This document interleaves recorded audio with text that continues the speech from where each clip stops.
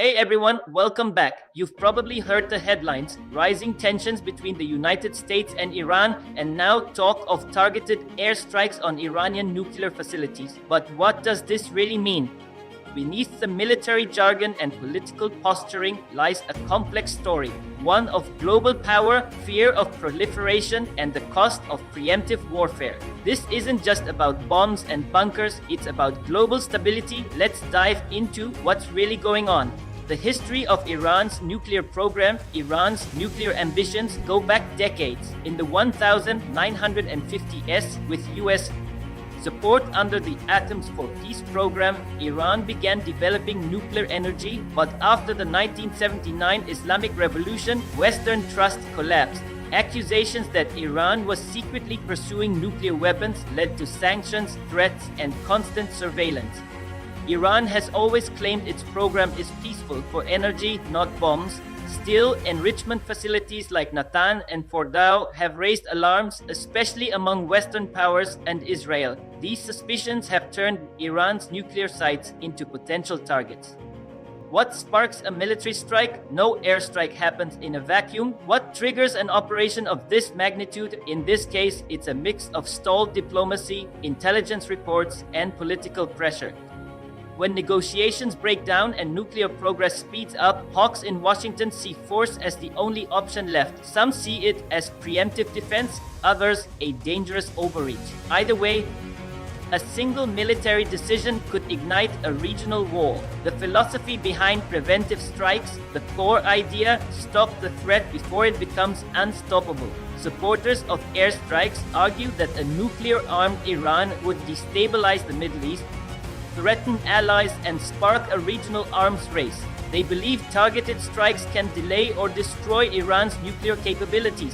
But critics warn, military force may backfire. It could drive Iran to double down, exit all diplomatic agreements, and pursue weapons with renewed urgency, this time in the shadows. Early planners and military strategists, long before headlines appear, plans are drawn in quiet rooms.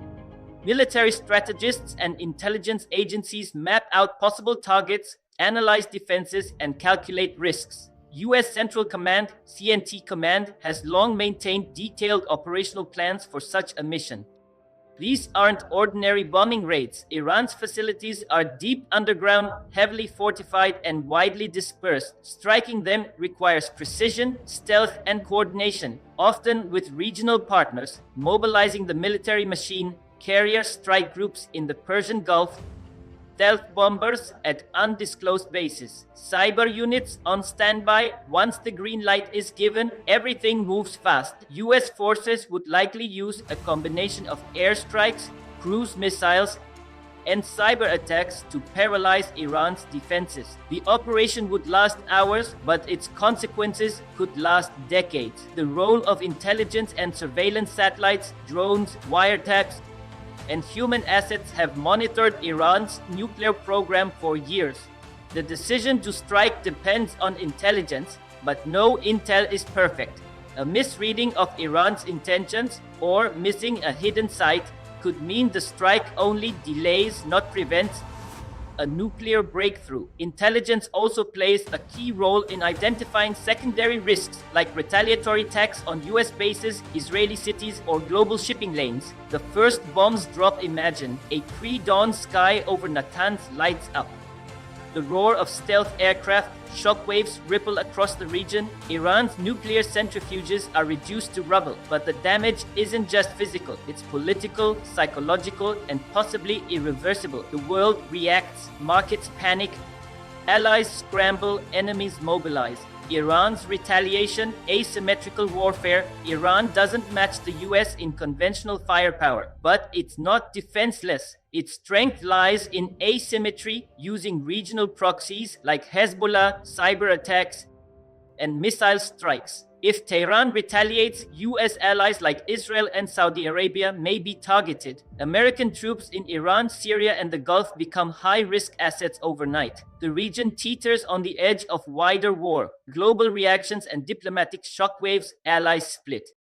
Some quietly support the US, others condemn it. The UN calls for restraint. Russia and China use the crisis to assert influence. Global markets reel, oil prices surge, and the Nuclear Non-Proliferation Treaty faces one of its biggest crises yet.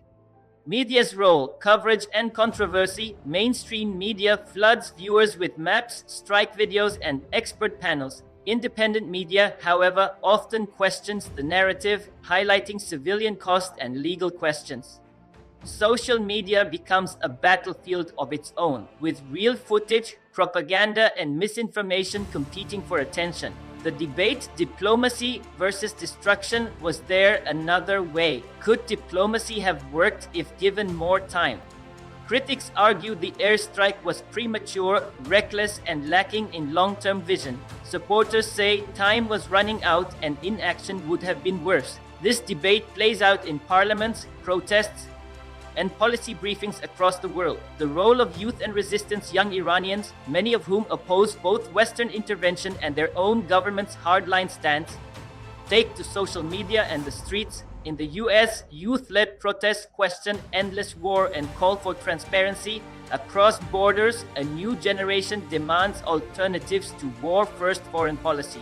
Economic fallout. The global economy doesn't operate in a vacuum. Oil shipments through the Strait of Hormuz face threats. Insurance rates spike. Airlines reroute flights. Stock markets jitter.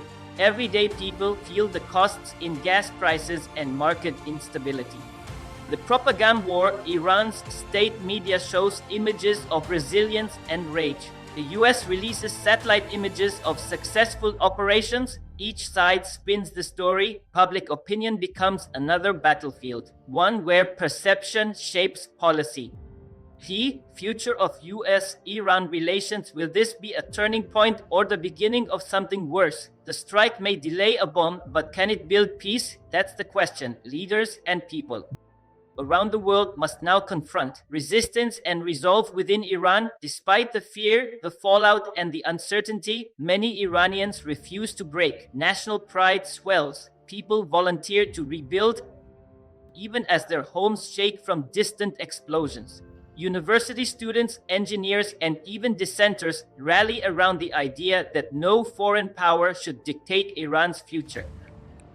The airstrikes don't just destroy machinery, they harden defiance, resistance, and resolve within Iran. Despite the fear, the fallout, and the uncertainty, many Iranians refuse to break. National pride swells. People volunteer to rebuild even as their homes shake from distant explosions. University students, engineers, and even dissenters rally around the idea that no foreign power should dictate Iran's future. The airstrikes don't just destroy machinery, they harden defiance. Religious and cultural backlash in mosques and Friday sermons across Iran and beyond. The strike is denounced as an assault not just on a nation, but on Islam, independence, and dignity. You found this insightful? Hit that subscribe button. Don't forget to like and share to stay updated. Join the conversation.